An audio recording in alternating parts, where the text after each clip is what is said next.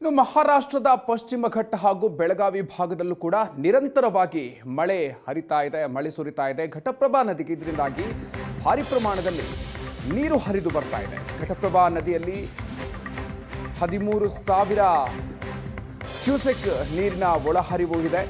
ಬಾಗಲಕೋಟೆಯ ಮುಧೋಳದ ಸಿದ್ದೇಶ್ವರ ಕಿರು ಸೇತುವೆ ಜಲಾವೃತ ಆಗಿದೆ. ಘಟಪ್ರಭಾ ನದಿಗೆ ಅಡ್ಡಲಾಗಿ ಕಟ್ಟಿರುವಂತಹ ಕಿರು ಸೇತುವೆ ಮುಧೋಳ ಯಾದವಾಡ ರಸ್ತೆ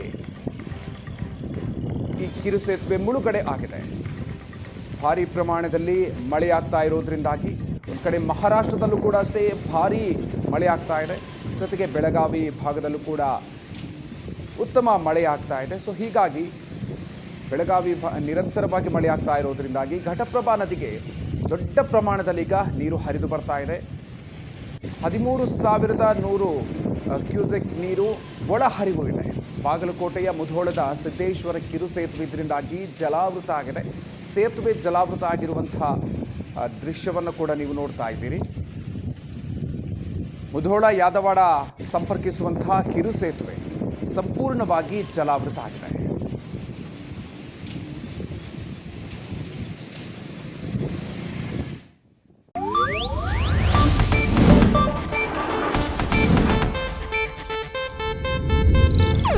ಇದು ಏಷ್ಯಾನೆಟ್ ನ್ಯೂಸ್ ನೆಟ್ವರ್ಕ್ ಪ್ರಸ್ತುತಿ.